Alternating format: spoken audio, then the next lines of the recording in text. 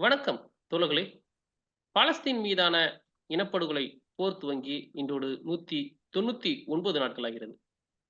இந்நிலையில் நாம் நேற்று ஏற்கனவே கூறியிருந்தது போல, கான் யூனிஸ் பகுதியில் இருந்து வெளியேறிய இஸ்ரேல் ராணுவம் வெளியேறிய பிறகு, அந்த அல் நசர் மருத்துவமனையில் இருந்து 200 உடல்களை மீட்டிருக்கிறார்கள் என்று ஒரு தகவல் இருந்தது. அது நேற்று ஒரு நாள் மட்டும் மீண்டும் 76 உடல்கள் திரும்ப மீட்கப்பட்டுள்ளது. இதேபோல் தொடர்ந்து ரஃபாவிலேயும் தாக்குதல் நடத்திக் கொண்டிருக்கிறார்கள். மேலும் எகிப்து, இஸ்ரேல், அமெரிக்கா இவர்களிடையே ஒரு பேச்சுவார்த்தை சென்று கொண்டிருப்பதாகவும், ஒருவேளை ரஃபாவிலிருந்து மக்களை எகிப்து நகர்த்தி விடலாம் என்றும் ஒரு எண்ணமும் இருப்பதாக கூறப்படுகிறது. இதே சமயம் மறுபுறம் அமெரிக்கா முழுவதும் பாலஸ்தீன் ஆதரவான மாணவர்கள் போராட்டம் என்பது வீறுகொண்டு எழுந்துள்ளது. அதை குறித்தும் நாம் பேச வேண்டும். ஏற்கனவே ஒரு தோழர் கமெண்டில் கேட்டிருந்தால் அதை குறித்து பேசுங்கள் என்று. அது கொலம்பியா யூனிவர்சிட்டி மட்டும் இல்லாமல் பல பல்கலைக்கழகங்கள் அதில் இணைந்துள்ளன. அதை பற்றி தான் நாம் இன்று விவரிக்கப் போகிறோம். நம்மோடு தோழர் செந்தில் அவர்கள் இணைந்திருக்கிறார். வணக்கம் செந்தில் தோழர். வணக்கம் தோழர்.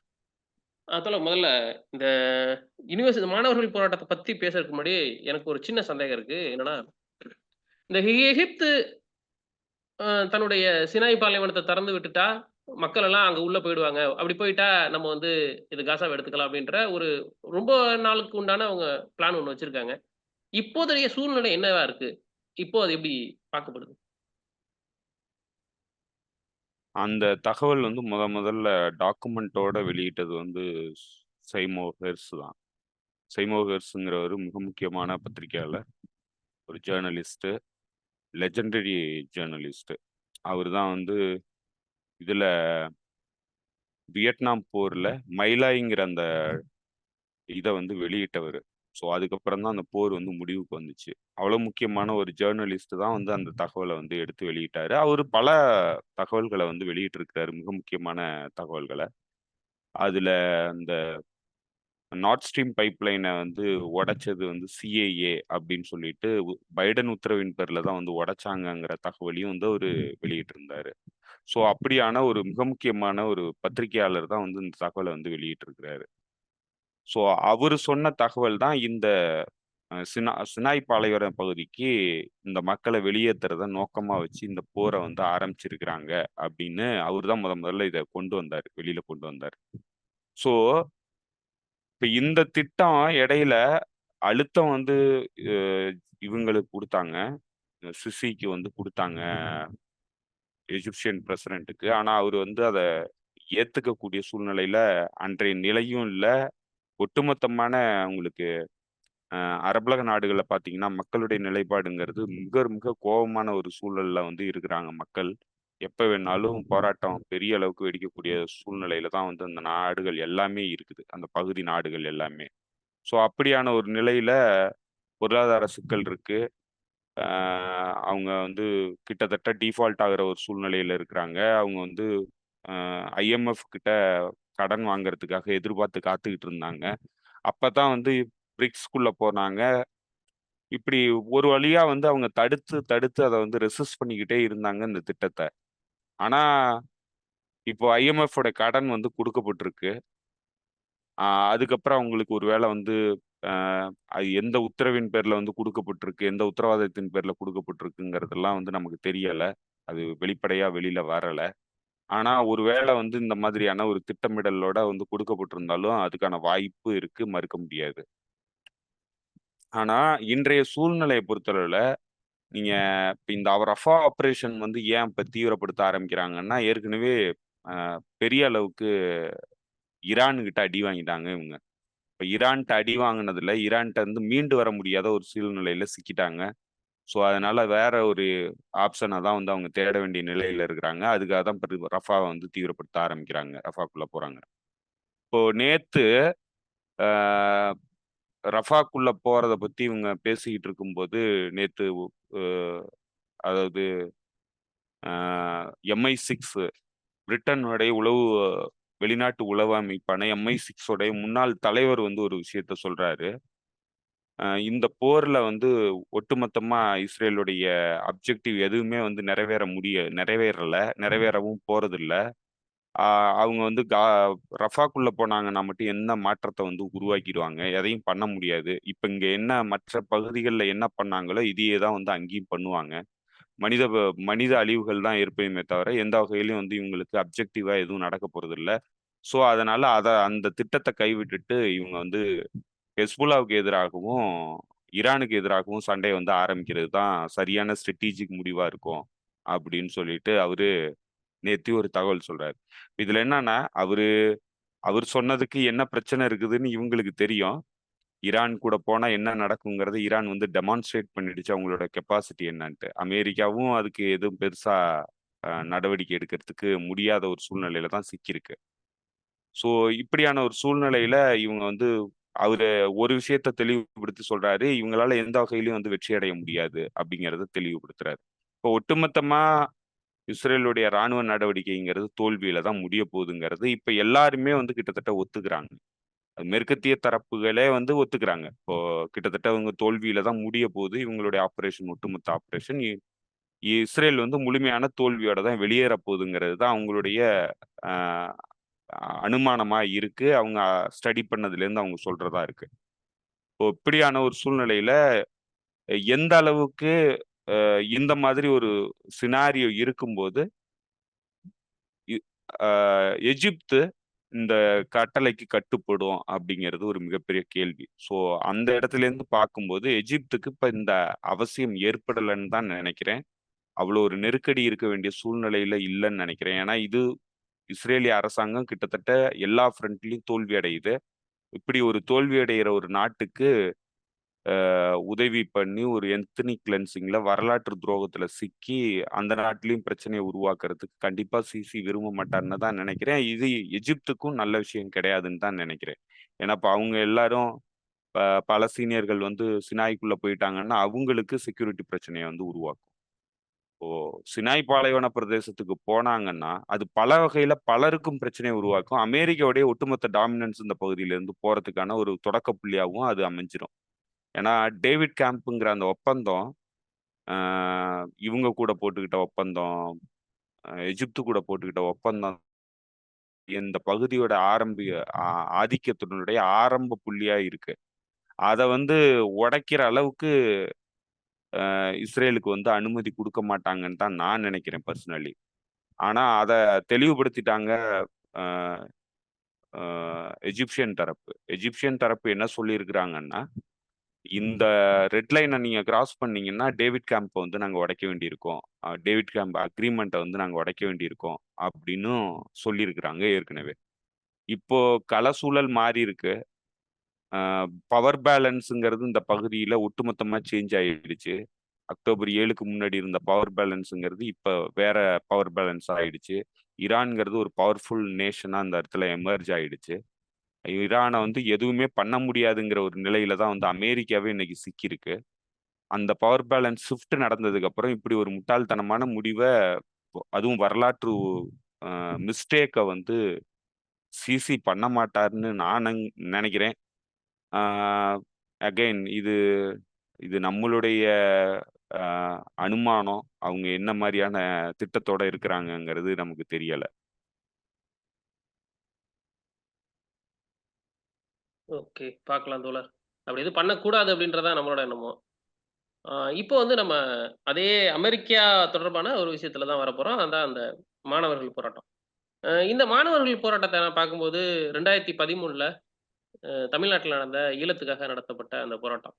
அது வந்து ஏன் அந்த பர்ட்டிகுலரா அந்த போராட்டத்த சொல்றேன், மாணவர்கள் நடத்தின போராட்டம்னா, அந்த போராட்டம் நடந்த பார்த்தப்ப தான் முதல் முறையா அமெரிக்க துணை தூதரகத்திலிருந்து அதனுடைய அதிகாரி வெளியில வந்து, மாணவர்கள்லாம் இந்த அந்த குறிப்பிட்ட தீர்மானத்தில வந்து, நாங்க ஏதோ அ பின்ன இருந்து வேலை செய்றதா சொல்றாங்க. எங்களுக்கு அதுக்கும் சம்மந்தம் இல்ல.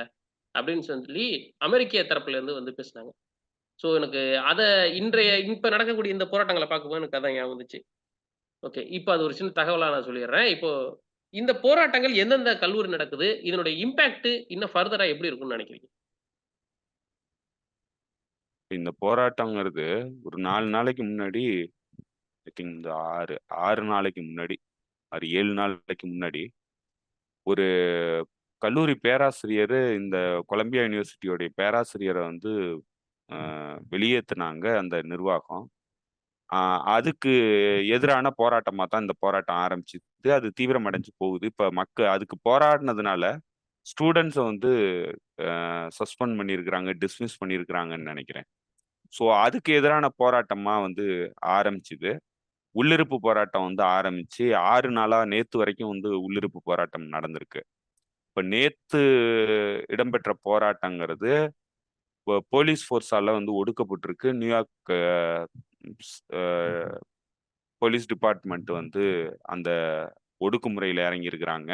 ஏற்கனவே ஒரு தடவ அந்த யூனிவர்சிட்டியோட டீன் வந்து போலீஸ வர சொல்லி இந்த போராட்டத்த வந்து தடுத்து நிறுத்துறதுக்கான முயற்சியில் ஈடுபட்டு, அன்னைக்கும் வந்து பெரிய போலீஸ் புருட்டாலிட்டிங்கிறது உள்ளுக்கு நடந்தது.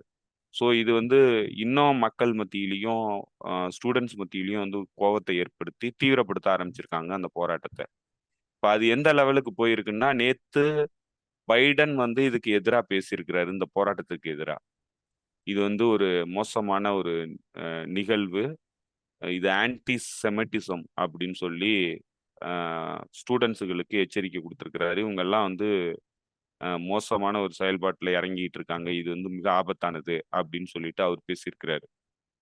அதேபோல பல கவர்ன்மெண்ட் அஃபிஷியல்ஸ் நெறைய பேரு, செனட்டர்ஸு இவங்கெல்லாம் வந்து இதுக்கு எதிரா வந்து பேச ஆரம்பிச்சிருக்கிறாங்க. அதேபோல முன்னாள் பாதுகாப்பு அ ஆலோசகரா இருந்த ஜான் போல்டன் வந்து இத கடுமையா விமர்சனம் பண்ணியிருக்கிறாரு. அவங்களுக்கு ஹாலோகாஸ்ட்ட பத்தி பாடம் எடுக்கணும்னு சொல்லியிருக்கிறாரு. அது என்ன மாதிரியான மொழி நடைன்னு நமக்கு புரியல. அதுக்கு ஏன் பாடம் எடுக்கிறது, ஹாலோகாஸ்ட்ட பத்தி பாடம் எடுக்கிறதுனாக்க, அது அர்த்தம் என்ன மாரியான அர்த்தத்துல வந்து வருதுன்னு தெரியல. அந்த அளவுக்கு ரொம்ப தீவிரமா வந்து அவங்க இந்த பிரச்சனைகள வந்து பார்க்குறாங்க. இந்த போராட்டம் இப்ப இந்த மாணவர்களுக்கு எதிரான போராட்டமா இருந்தது. இப்ப விரிவடைய ஆரம்பிச்சு, எம்ஐடில போராட்டம் அ ஆரம்பிச்சிருச்சு. அதே மாதிரி நியூயார்க் யூனிவர்சிட்டில வந்து போராட்டம் ஆரம்பிச்சிருச்சு. அடுத்து வந்து இன்னும் பல காலேஜுகளுக்கும் அந்த போராட்டம் வந்து விரிவடைஞ்சு போயிட்டு இருக்கு. ஸோ இது வந்து உச்சகட்டத்த நோக்கி நகருது, தீவிரமடையுது போராட்டம். மாணவர்கள் வந்து பெரிய அளவுக்கு போராட்டத்துல வந்து கலந்துக்கிறாங்க. ஸோ இது வந்து பெரிய அளவுக்கு இந்த அரசு டீப் ஸ்டேட்டுக்கே வந்து ஒரு அச்சுறுத்தலா வந்து ஒரு போராட்டமா தான் பார்க்குறாங்க. ஏன்னா அவங்களுடைய கமெண்ட்ஸ் எல்லாம் வந்து அந்த மாதிரி தான் இருக்கு. ஸோ இப்படித்தான் இந்த போராட்டம் வந்து விரிவடையுது.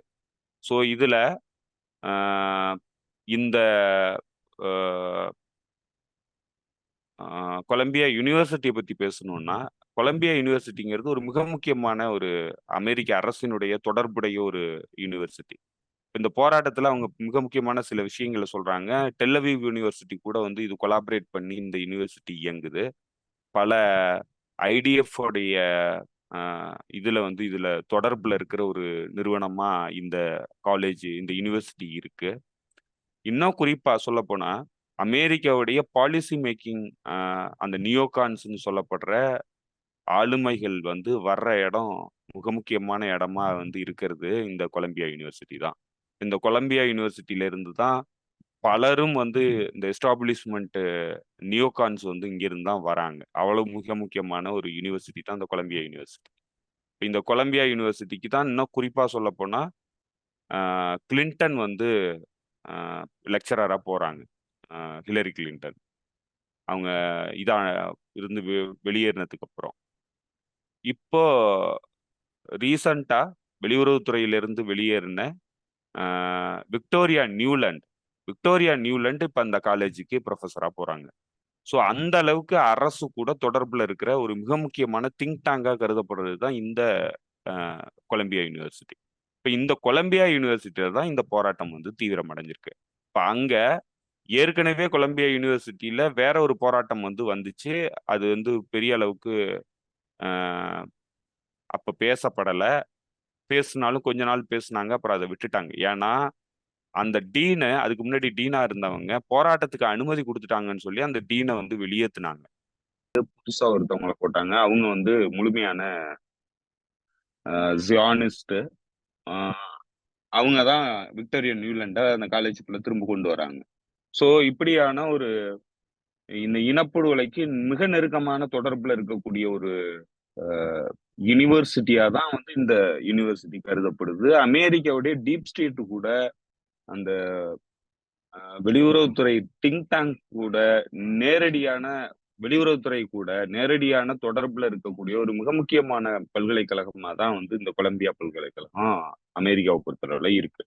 ஸோ இப்ப அந்த கொலம்பியா பல்கலைக்கழகத்துல தான் இப்ப இந்த போராட்டம் வந்து ஆரம்பிச்சிருக்கு.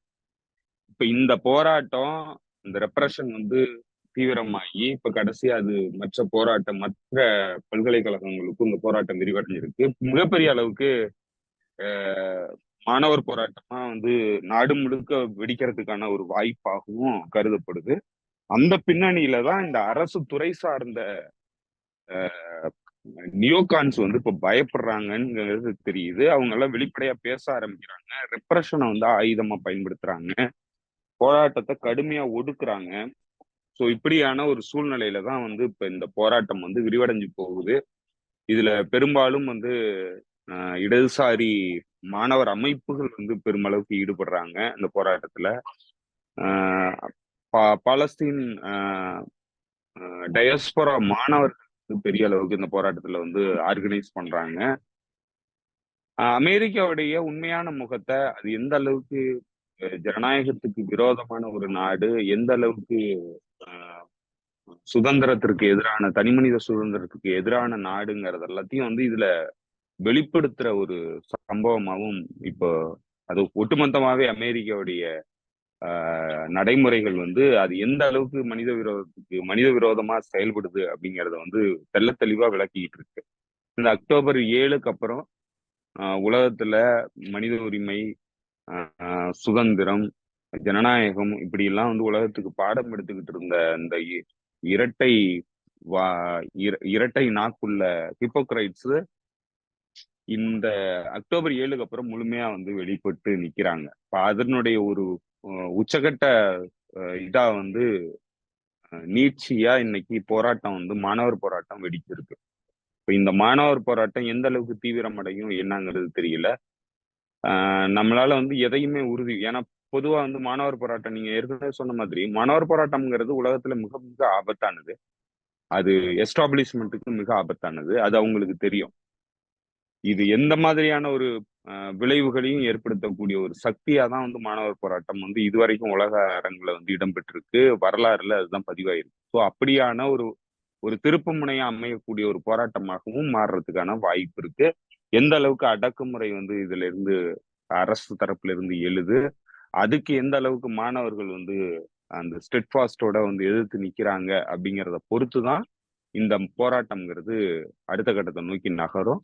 அது எந்த மாதிரியான விரிவாக்கம் அடையுங்கிறத யாராலையும் சொல்ல முடியாது. ஆனா அமெரிக்காவை பொறுத்தளவுல இந்த போராட்டத்தை ஒடுக்குறதன் மூலமா அவங்க வந்து நெருப்பு கூட விளையாடுறாங்கிறது மட்டும் உறுதியா தெரியுது. அது எந்த அளவுக்கு விரிவடைஞ்சு எப்படி போய் முடியுங்கிறது நம்ம பொறுத்திருந்து தான் பார்க்கணும். ஓகே, ஓகே தோழர். புரியுது. ஏன்னா, இந்த மாணவர் போராட்டங்கிறத வந்து நம்ம இப்ப முன்னிலிருந்து அப்பப்ப பேசிக்கிட்டே இருந்தோம். பட் வந்து அத முழுமையா அமெரிக்காவுல நடக்கக்கூடிய போராட்டம்ன்றது குறிப்பா இந்த பலஸ்தீன் போர்ல வந்து மிக முக்கியமான ஒரு ரோல் ப்ளே பண்ணுதுன்னு தான் நான் பார்க்க முடியுது. பார்க்கலாம். இத பேசணும்னு தோழர்கள் கேட்ட உடனே எனக்கும் அது ஓகே. அது உற்சாகமாயிருச்சு. அது பேசிறணும் அப்படின்னு சொல்லிட்டு. ஏன்னா, அதுல நெறைய தகவல் இருக்கு அப்படின்ட்டு. இதுல எனக்கு இன்னும் 2, 3 கேள்வி இருக்கு. இது வந்து அந்த நியூயார்க் நகரத்துல மட்டும் தான் சுத்தி நடக்குதா? இல்ல ஒட்டுமொத்தமா அமெரிக்கா முழுசும் நடக்குதா? இல்ல அமெரிக்கா முழுவதும் பரவறதுக்கு வாய்ப்பு இருக்கா? இல்ல பல பல்கலைக்கழகங்கள் வந்து இந்த போராட்டத்துல வந்து இணையறாங்க. எம்ஐடி வந்து இந்த போராட்டத்துல இணைஞ்சிருக்குது. அதே மாதிரி நியூயார்க் யூனிவர்சிட்டி வந்து இந்த போராட்டத்துல வந்து இணைஞ்சிருக்குது. இன்னும் சில காலேஜஸ் வந்து இணைஞ்சிருக்கிறாங்க.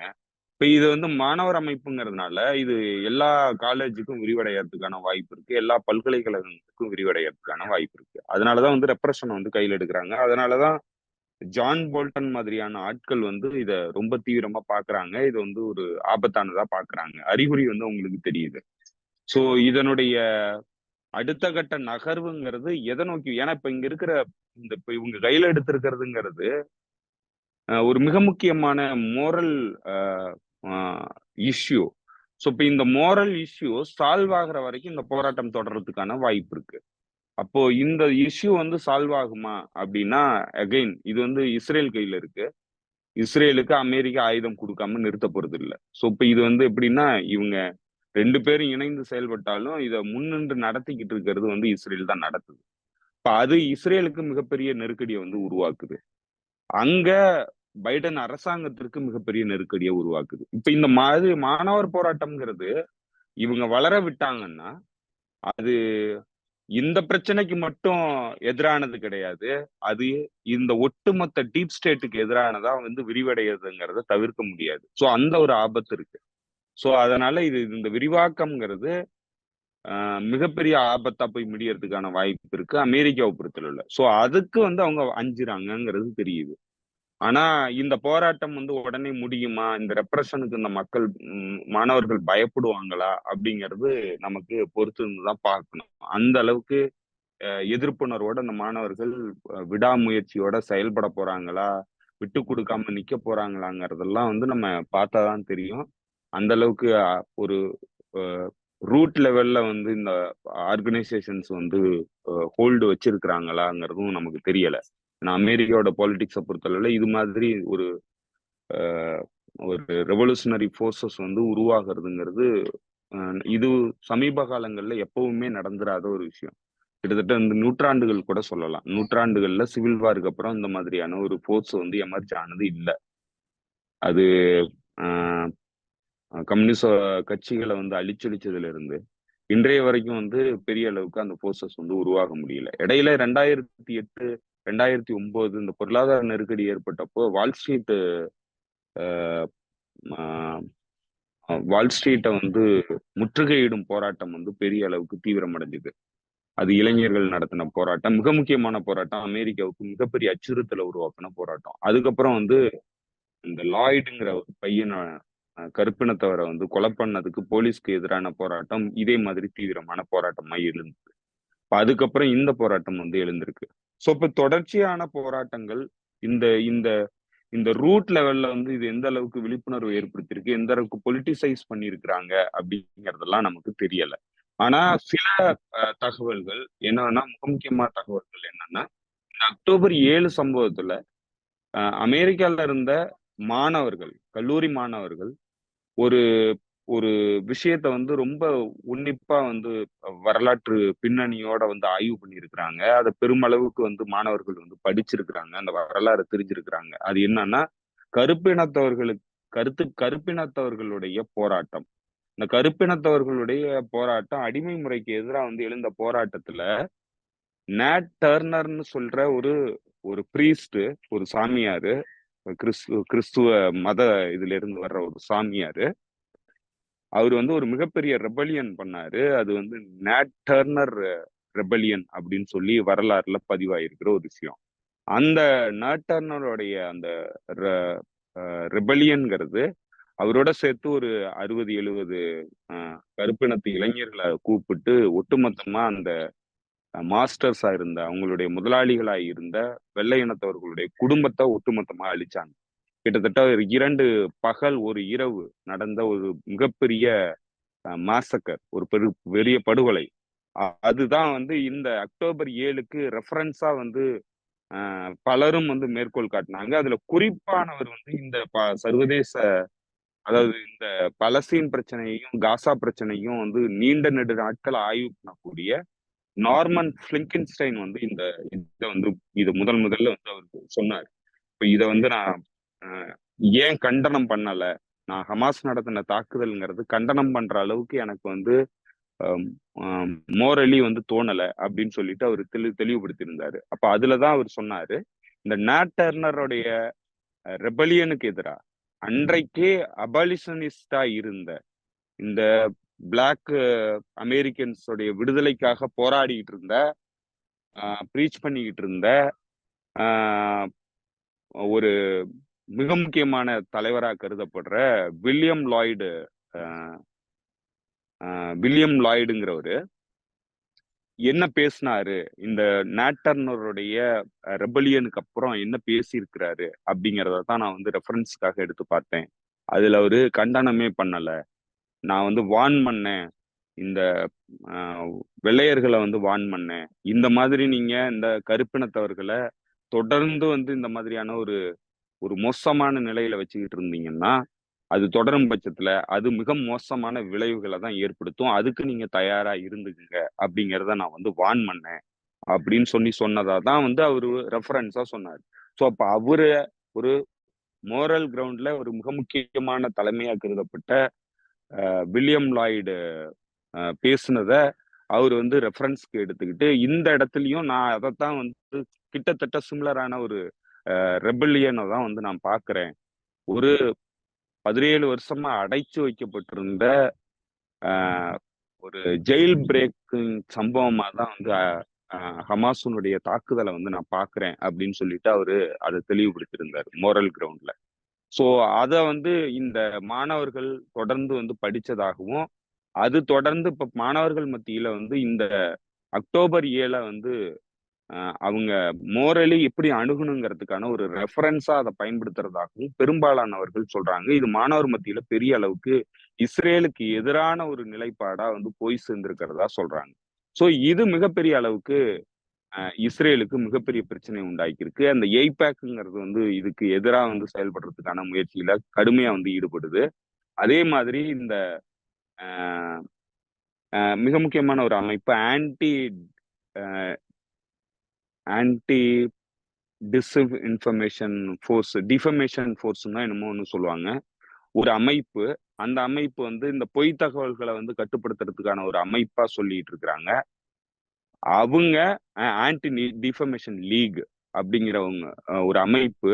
அது கிட்டத்தட்ட ஜியானிஸ்ட் என்டிட்டியோட தொடர்புல இருக்கிற ஒரு அமைப்பு. அந்த அமைப்பினுடைய தலைவர் இந்த நாட்டினுடைய தலைவர்கள்ட்ட பேசும்போது அந்த ரெக்கார்டிங் வந்து லீக் ஆச்சு. அதுல அவர் சொல்லியிருந்தாரு, அக்ராஸ் த ஸ்பெக்ட்ரம் பொலிட்டிக்கல் ஸ்பெக்ட்ரத்துல இளைஞர்களுக்கும் வயதானவர்களுக்குமான அந்த வேறுபாடுங்கிறது ரொம்ப தீவிரமா இருக்கு. இந்த இளைஞர்கள் பூராவுமே இஸ்ரேலுக்கு எதிரான ஒரு நிலைப்பாட்டுல இருக்கிறாங்க. இது மிக மிக ஆபத்தானது. அமெரிக்காவுடைய வரலாற்றுல இந்த மாதிரி எப்பவுமே இருந்தது இல்ல. இத முதல்ல வந்து நம்ம கட்டுப்படுத்தணும். அதுக்குதான் அவங்க வந்து டிக்டாக்க வந்து பேன் பண்ணணும் அப்படிங்கறத அவங்க முன் வச்சாங்க. சோ இப்ப இப்படியான ஒரு ஒரு நெருக்கடியான காலகட்டம் ஏற்கனவே உருவாகி இருக்கு. கிரவுண்ட் லெவல்ல உருவாகி இருக்கு. இதெல்லாம் வந்து ரிஃப்ளெக்ட் ஆச்சுன்னா அமெரிக்காவுடைய ஒட்டுமொத்தமான அந்த இன்டர்னல் சிஸ்டத்துக்கே வந்து மிகப்பெரிய ஆபத்து இருக்கு. அத வந்து அவங்க உணர்றாங்க. அதே மாதிரி இந்த போராட்டத்துல முன்னின்று நடத்துற மிக முக்கியமான ஒரு ஃபோர்ஸா கருதப்படுறது ஜூவிஷ் ஸ்டூடெண்ட்ஸ்.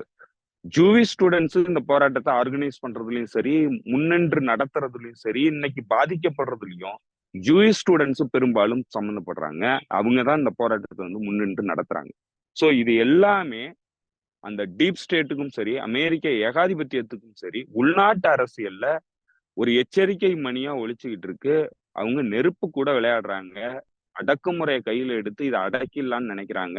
அது எந்த அளவுக்கு போகும், எப்படி விரிவடையும், என்ன மாதிரி போகுங்கிறது யாருக்குமே தெரியாது.